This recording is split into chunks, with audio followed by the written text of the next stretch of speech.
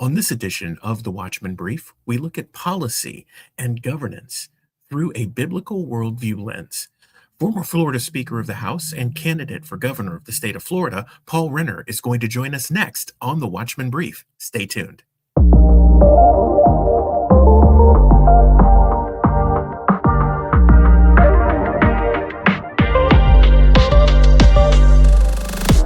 And welcome back to another edition of the Watchman Brief. My name is R.C. Williams, co-founder of Watchman Action.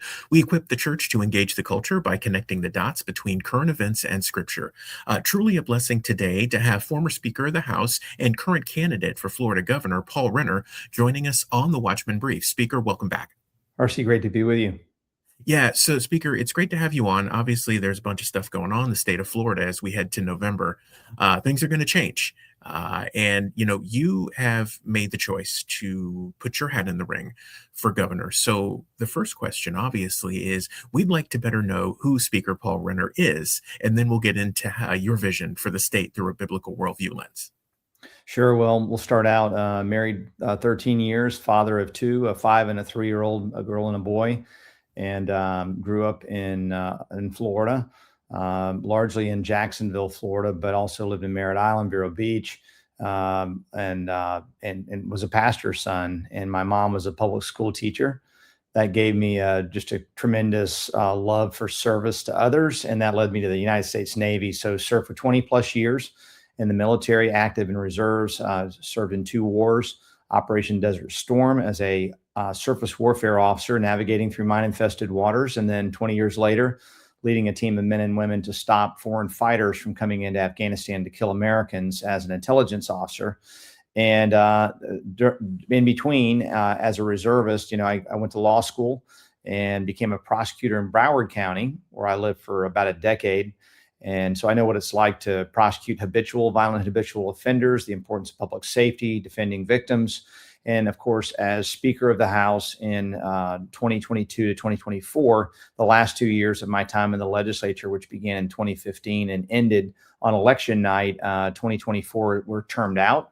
And the governor described those 2 years that I was Speaker of the House as the 2 most consequential legislative terms that have ever been had in any state in America at any time. And that's a nice compliment. So we did everything from passing universal school choice to protecting kids from online pornography and addictive social media platforms, ending transgender surgeries, keeping boys out of girls' bathrooms, really just protecting children and defending childhood when it comes to the topics for today's podcast, and many other things, ending DEI, protecting Second Amendment rights, constitutional carry, passing the Heartbeat Protection Act to defend life.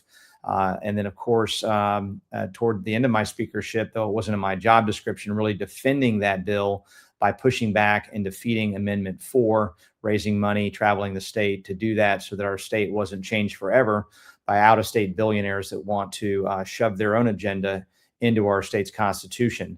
So a lot there on that background, I guess, but come to the governor's race simply because I don't want to go backwards, and I know how to fight. I know how to win when it comes to the issues that matter, and do so with a biblical worldview, certainly, and know the importance of educating our students in a way that raises them up to defend their beliefs when they leave home. And that's what I'm committed to when I'm governor. Speaker Renner, so it's said in scripture that when the righteous are in leadership, the people rejoice. Your opinion, and obviously we've been through the last 8 years in the state of Florida with Governor DeSantis. We've had good leadership. And as you look to continue that, what does righteous leadership look like? What example do we set for the people of Florida if Governor Renner steps into the governor's mansion starting in 2027? Well, I would look at, and I'm reading through the Old Testament, but if you look at all the kings, all the Jewish kings in the Old Testament, when there was a godly king, a person after God's own heart, then everything lined up. And when there wasn't, everything fell apart. It was quite simple. And so good leadership built around character, competence, and courage, but beginning with character and biblical character is important for us to move in the right direction. I think you can see in our culture today, it becomes more and more obvious what a philosophy and an ideology and a governing philosophy looks like in the absence of any faith in God. And it's really a suicide pact. It's really an invitation to suicide from birth with abortion all the way through just indoctrination through K-12 and higher ed. The idea that the people that we have always viewed as good are bad and the people we've always viewed as bad are good, that is pushed on the left, is something that is plain to see in a way that I don't think it was in the past, where this philosophy is really, and you look at children and the unwillingness to really defend children against Jeffrey Epstein, against what's happening here in Florida with as many as 100,000 minors that are trafficked every year in the state of Florida. You have to have a leader that's committed to stopping it and standing up for what's right.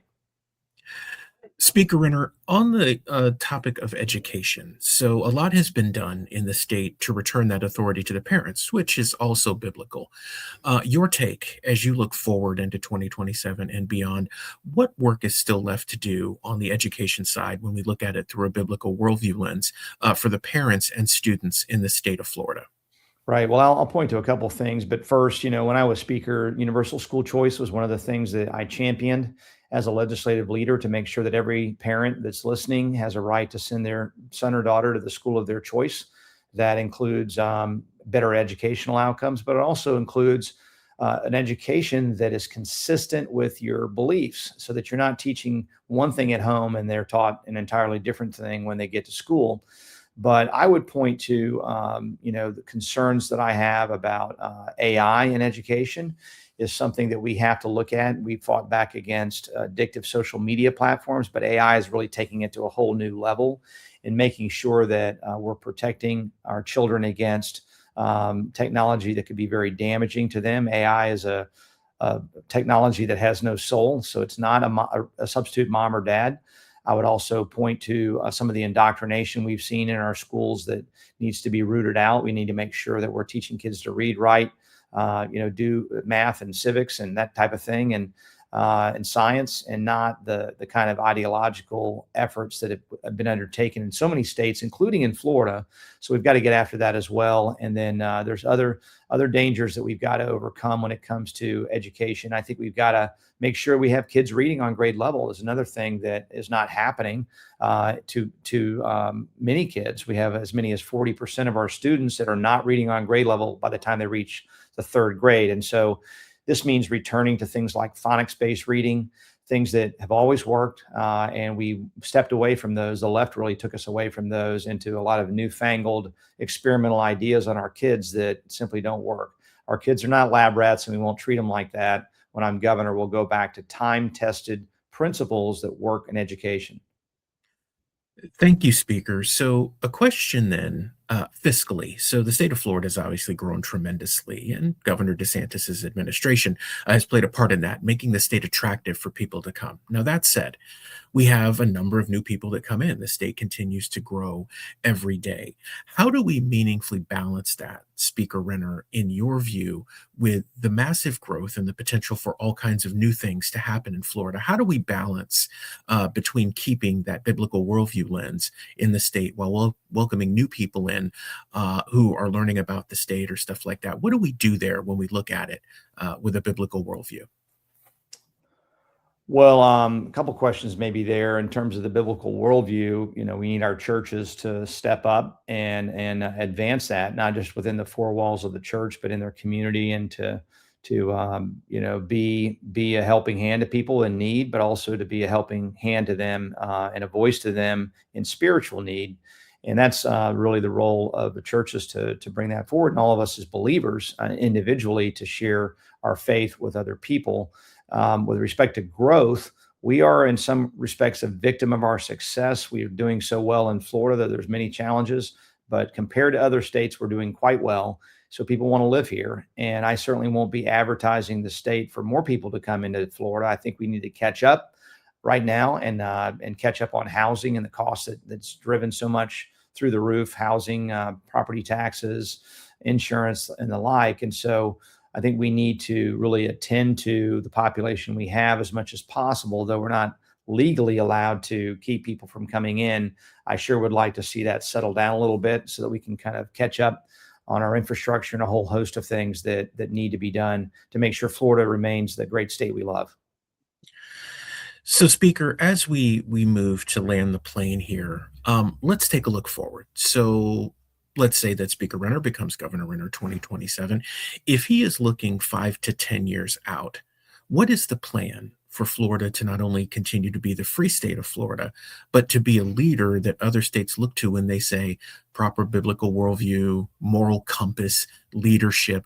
We need to aspire to be like the state of Florida that's being governed by Speaker Renner. What does the world look like 5 to 10 years from now for the state of Florida? Well, again, my 2 years as speaker were the most conservative, consequential 2 years in Florida history. And so, if you like those 2 years, you'll like the 8 years when I'm governor. And it starts with freedom. It starts with leaning into the principles that made America great for 250 years. That's what we practice and embrace here in the state of Florida. We're not going backwards when I'm governor. We're going to keep moving forwards, leaning into all of our God given rights.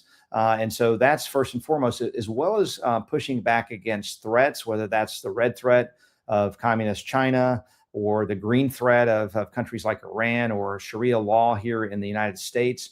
These are things that could threaten our freedom. So freedom is number one. Number two is safety. As the only prosecutor in the race, will keep Florida safe. That means making sure we end sex trafficking in our state, which is still rampant as it is in many states. And I have a plan to do that we've published on our website, voterenner.com, as well as stopping corruption, expediting things like the death penalty for people who, rape and kill our citizens, then heinous crimes. And then finally is affordability. And I would say I save the best for last in the sense that it's the most pressing on many people's minds. They're all important.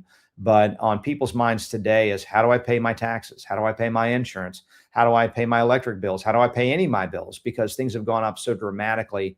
There are areas where politicians or people in office can help, and there's areas where they can't. But those three I mentioned: taxes, insurance, electric bills. I also have a plan to bring all of those down, and that will be a day one priority when I'm governor.